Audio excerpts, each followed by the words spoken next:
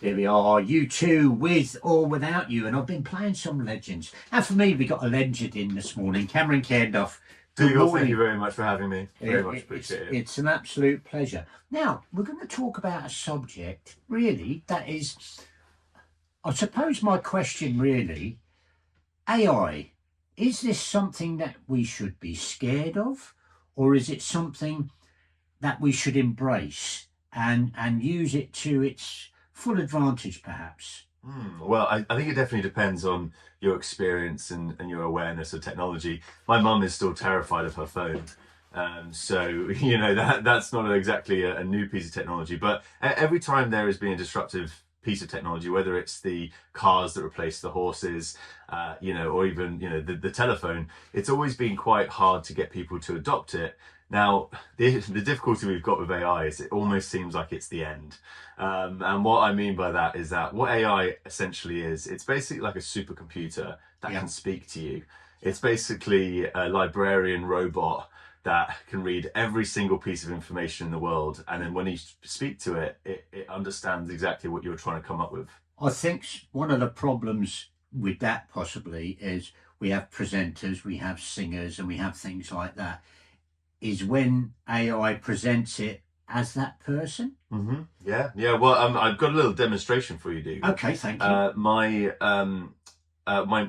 AI workshop that we presented for the Chamber of Commerce very recently. I wanted to open the show with showing how people are cloning voices these days. So what I've done is I've used a piece of software called 11 Labs. And 11 Labs basically uses artificial intelligence to clone people's voices. Okay. Now, what a lot of people are getting at the moment are messages on WhatsApp from their children asking their mum and dad for more money. So this is a very quick one. I'll see if I can play this and see if our audience can listen to it. Let's just hit go on this, shall we? This is not me, by the way. Mum, I got into an accident and I'm currently in the hospital. My phone is about to die.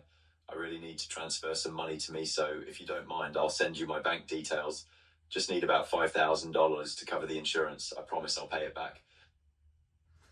As short as that. As short as that. I mean, I literally did that on the way here, but it's, all you have to do is if your children have, themselves talking online, if they do podcasts, if they're out online, you can take that video clip of them talking, you can train an AI to speak exactly like them. And then of course you can get in touch with their parents. And this is happening quite a lot at the moment. So what people need to be aware of is the fact that if you do get a message like this, you do need to double check, and particularly if it's not their actual bank account, if it's a new bank account they're sending you. We've just got to be very, very aware, because artificial intelligence isn't just about cloning voices. It can literally make pictures of people talk, and that's the scary thing. But all that, for instance, it is a scary thing, because if you're a caring parent, which most people are, you would genuinely think that was your son or your daughter or something like that are really experience genuine hardship for whatever reason, and you could easily be suckered into that, surely. Absolutely. My heart bleeds for parents. I mean, my sister's a wonderful mum now of 2 kids, and I see the way that she's a superhero. I mean, all parents are superheroes in my mind, and to think that someone could do this to not just my parents, but people who are not in touch with this technology, and it is difficult. I don't really have I don't have a positive answer for this one, but no. What I would say to you is that the benefits of artificial intelligence are extremely good. People often say to me like, "Oh, is AI going to take my job?" And it's like, AI is not going to take your job. It's the person that uses AI that's going to take your job. And it's like, if you consider the career that you've had, and then you start looking at AI tools that could help your career, you suddenly realize that you can operate at 100 times the capacity that you could have done before, with not just the output that you do as work, but like your ideas. If you said, Cam's coming in now, can you come up with 10 questions to ask Cam Cairnduff? It'll go and watch all my videos, it will go and look at everything online for me, and it will come up with 10 great questions that no one else could have come up with. So let's say, for instance, then I'm not very good at writing a letter, say, to somebody, and I'd want to try and put across about me, about how important something is. I could get AI to do that. Absolutely. Yeah, there's a few leaders in the AI space. There's an application called ChatGPT, and ChatGPT is basically it's a free piece of software. There are obviously paid versions of it, but yeah, you can spit in whatever you want. Now, I'm a dyslexic. Always have been. Never really interested in Don't be reading ashamed writing. of that when you say that. That's, Absolutely you're not. very proud. I feel like my teachers probably, I mean, I was very unruly in school, but I just didn't like reading and writing. It just wasn't my thing. No. However, now with ChatGPT, I can literally I just sit there and I just word vomit. And it's like, I just want to say this, and you look at it and you couldn't understand it. It looks like hieroglyphics.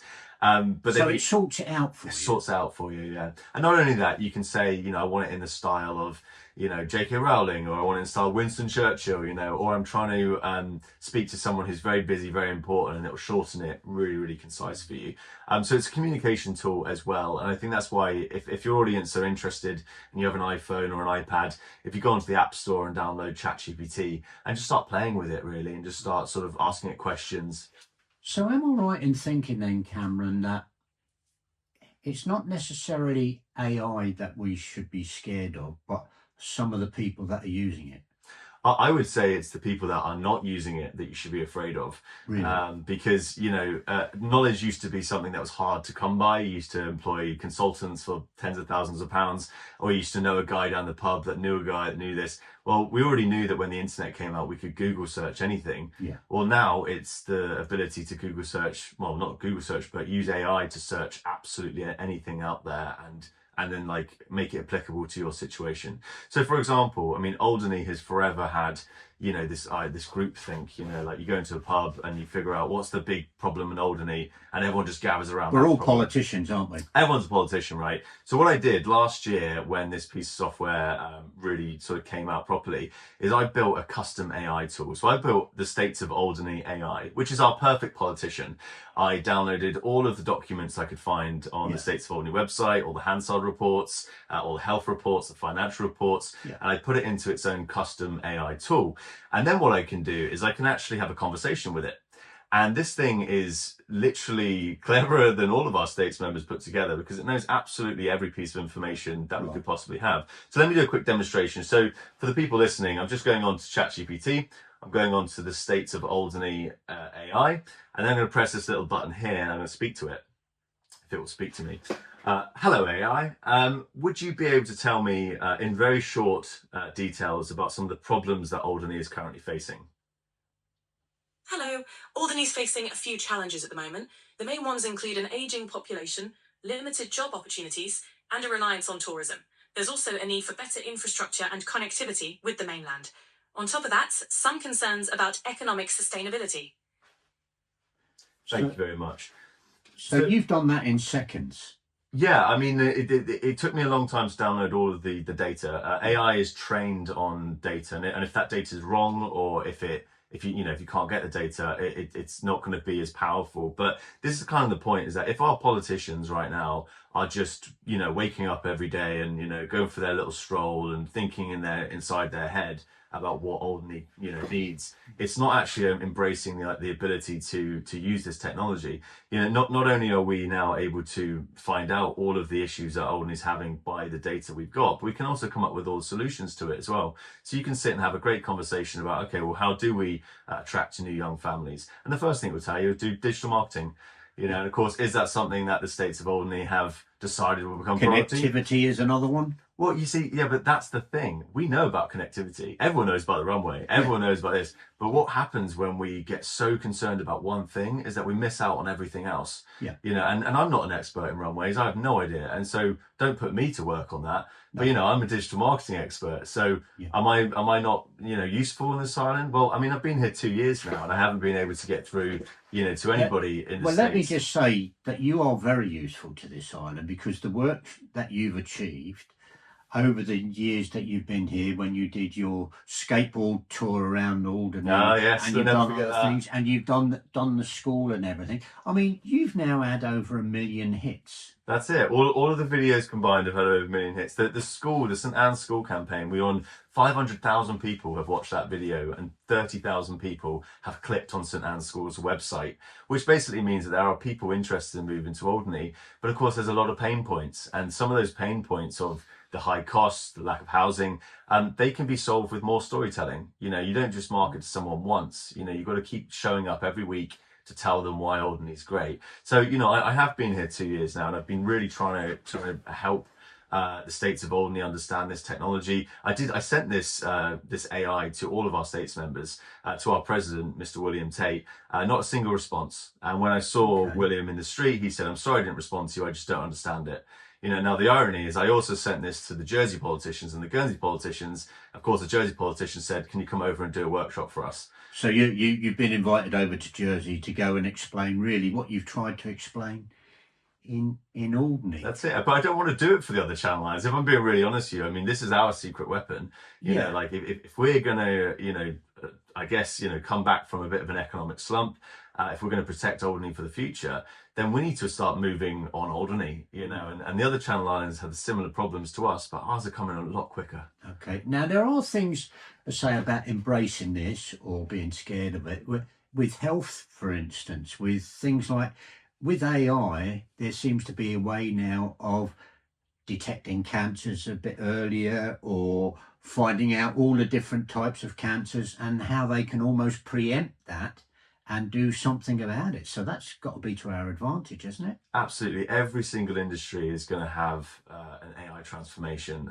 As you said, I mean, you know, taking millions of photographs of, you know, of a cancerous sore or whatever it is, and then being able to tell you accurately what it is, it's just so much more quicker. You know, I'd also say as well, if you're the type of person like me who can get a bit anxious and you have no one else around, and you speak to AI and you say, you know, "I'm feeling a bit anxious right now," it will sit there and talk to you for hours, absolutely hours. A real therapist. So it's like having a friend in the room with you. It's like having a friend in the room, and you know, because it understands you over time as well. So I've been using AI for a couple of years now, and so every single thing I do every day, it's starting to come up with a memory bank of who I am. Yeah. So it knows me so well. Is that a dangerous thing, Cameron? Is it dangerous that maybe I don't like to use the word machine because it's almost like a person, but that maybe knows you too well and can maybe start controlling you a little bit? Yeah, I mean, you ever seen the film The Matrix? Yes. The directors of The Matrix were genius because, you know, they came out with that, I believe, in the late 90s, 2000s. It does seem like from a technology point of view, AI is the end. Yes. Because it almost seems like the people who control the AIs at the moment are mostly these big American tech companies who just to some degree are still in competition with each other and still just trying to, you know, compete. But what happens when they don't need to compete anymore? And actually it is just a world that is governed by computers. It's more sad for creative people, if I'm being really honest with you. I mean, the ability to make songs. Yeah. I believe there's a very famous Riduna song. The Runway Blues. The Runway Blues. Actually, I think it was written actually by Mark Hellier, Deputy Mark Hellier, but he then did put it into AI and said, "I would like you to..." I'll tell you what, let's have a couple of minutes and we'll have a listen to it. The Runway Blues. By Mark Hellier and his friend, Artificial Intelligence. Yes. There we are. That was the Runway Blues. That was AI. Can you believe it? A fantastic song, I have to say. Well, you got to imagine that, like, at one point in history, you'd have had to get all your musicians together. I mean, even the sound engineering on that song is perfect. It's absolutely perfect. So, like, we as creative people, as filmmakers, writers, musicians, we are pretty terrified of this. Yeah. But so should we be scared of that though? Because now you've got the big singers, the famous singers are worried that they're going to be taken over by AI or somebody pretending to be them. What I'd say to you is that if you realise you don't know anything and every day you wake up there's a different right answer and you're happy to go and look for that. If you're really interested in AI and you go and learn from YouTubers, podcasters, you know, just go and do the research, you will be fine and you will be able to use this technology.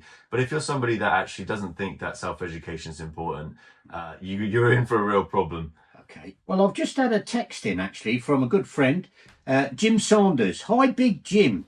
Just tuning in to listen to Cameron's experience. I have used AI. Sorry, I'll get that back. I have used AI to suggest ideas for my TikTok content. Doing well. 43 million views in the last year." That's phenomenal, isn't it? Isn't it? That is absolutely brilliant, yeah. I mean, but this is it, like when you were growing up, Dougal, there's no such thing as TikTok. I'm still I'm afraid, a bit like your mum, I'm still scared to use my phone, if I'm honest. But I can see the pros and cons. So just before we get into your presentation, because kids have got so much access to things these days, should we be scared of it for them?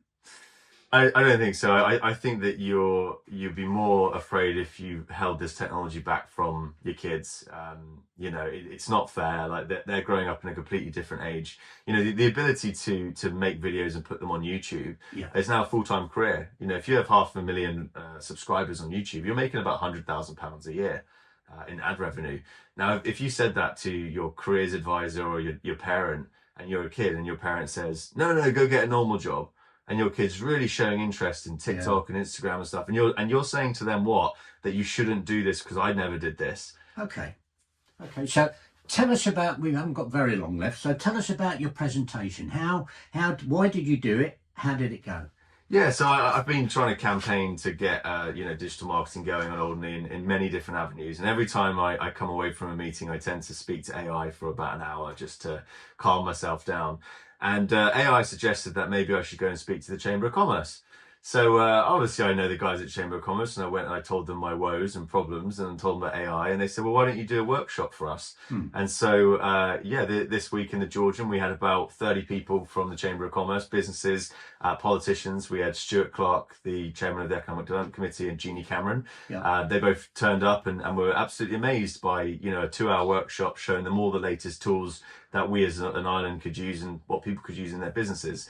And really, I'm not an expert in AI per se, but just to be able to show people these tools and what they can do with it, they've all gone away now and started playing with it. And I don't believe that anything on this island is going to be an easy thing to fix, right? And I think that failure is if we don't embrace the failure, then we're never going to keep trying, But it's the Chamber of Commerce's confidence that they had in me to say, Cam, we'll give you the stage. You go and teach everyone. And I'm sure we're going to do a lot more of these in the future. Will you perhaps involve the school and things like that? I think so, yeah. I think the school is probably the next on my list. We'll have to talk to Wendy, the head teacher, and see if we can get a little session going. But in short, it's like, this is not exactly a world where you don't have this information online. Like all this information is online. Sometimes you just need someone to point you in a direction and say, go and find a new obsession, and go and start using it in your life. So how was it received, your presentation? Very well, yeah. I mean, obviously there's a lot of questions. I think one of the biggest questions I think came up was intellectual property. When these AI tools are trained on every single person's book that's ever been written, and it can now write me a book in the style of J.K. Rowling, the real question is, well, who owns the intellectual property to the training data? And I think Alistair Forrest was there, and he said that 5 of his books have been taken offline and trained, in artificial intelligence. And it is scary, and it's like the tech companies have almost said, well, we don't care, and the cat's out of the bag. I don't really know what to do. I don't think anyone knows what to do, but this is a transformational time. You cannot go backwards. So this is something that's here for the long term. Oh yes, Dougal. Yeah, I mean, even when you're long gone, Dougal, I'm going to replace you with artificial intelligence. How do you feel about that? Well, I think that would be very interesting for a start. But, it's a bit scary, but it's I mean, in some ways, I suppose I know when people have died or they do their will, they'll either do a film or they'll do something like a message so people can listen. And I guess the Japanese have been the leaders in this. I think so. I mean, in the past, some countries have adopted technology quicker than others. Obviously, right now, the Americans, particularly with Trump's, MAGA stuff, it's always interesting when technology becomes so powerful and makes so much money, and loads of countries just don't do it. The UK, Europe. We just haven't bothered building data centers. What you have to realize, every time I put a prompt into an AI, that prompt goes to a data center somewhere, a huge center where all these computers are spinning at 1,000,000 miles an hour, and then it sends that information back to me. Now, we don't really do that on Alderney, we don't do that in the UK, and we really don't do it in Europe, but the Americans decided that this is going to be our time. So a question for you then. We don't really do that on Alderney. Is there any reason that we couldn't do that on Alderney? Power supply. If we had excess power, you have things like Spiralis, which have tidal capabilities. Would we want to power a load of computers on Alderney because we get paid as an island for it? Yeah, of course we would. And that's maybe the one benefit and the one thing that, from my perspective, the people who are making these renewable stuff are not looking into. Like the excess power that we could have. Why would we want to ship it off to Europe and get involved in the geopolitical system of the French and the big energy companies, when actually any additional energy we have, we just have a few containers that are just powering CPUs, these computer things, and as well as AI that needs these data centers, we also need Bitcoin, data centers are used for Bitcoin. So actually, Bitcoin is one of those things. It's a cryptocurrency. It's immutable, which means that it's a very safe form of having currency. You can't create any more Bitcoin ever, which means there's no inflation. Yeah. It's a very, very well established thing now. And many years ago, I saw that Robert McDowell had tried to mint a coin with a Bitcoin in it. And the States of Alderney said it was bad, could be bad reputation for Alderney. Let me tell you right now, Dougal, if in 2013 we had our own Bitcoin coin, everyone on this island would be millionaires. Really? Every single person. Wow. So if you do avoid the technology, if you try and put it off, it's at your own peril. So very much you feel that we should embrace it. Hell yeah, man. Absolutely. Yeah, of course. But you also need people who are willing to teach you and be there to sort of help that transformation. Okay, well, I didn't really like to go down this road particularly, but what about superpowers? What about weapons? What about things? Could we pay for that? Yeah, I mean that's the story of the Matrix, isn't it? Or Terminator. Eventually these robots do decide that human beings aren't needed anymore. Yeah, and I sort of always feel slightly comforted that almost that computers are as good as the humans, if you like, make them. But when the computers are smarter than the humans, could they be working against us? Yeah, for sure. Absolutely. I mean, the one thing that I fear most in this world is having a vendetta against me. If somebody decides that they do not like me and they use all the tools and technology to hurt me, it's done. And what's really scary about this situation now is that, even the police don't have the cyber understanding to know what AI could do to you. So there is a huge amount to be afraid of, but again, it's like if you don't go with it, you're going to get more and more afraid. And you just got to embrace it, mate. Embrace it. Well, thank you. It's been fascinating, by the way, and just some of the things from the song Bromway Blues, from the information that you fed in and replied in seconds, is incredible. At the same time, for me, it's a bit scary, but it is incredible. Let's play this one. There we are. That was the police and Roxanne. Right. Well, Cameron, thank you so much indeed.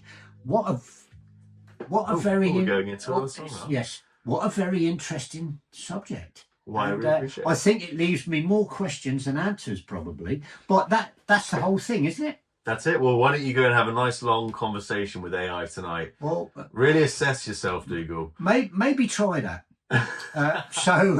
If I can get my phone to work. Cameron Cairnduff, thank you so much indeed for coming in this morning. It's time for me to go now. Tony Gillam with Gillam Gold is taking over, so great music. I'll be back again tomorrow morning with Dougal and Kathy's SAS show, 60s and 70s, Saturdays and Sundays. So from me and Cameron, bye for now.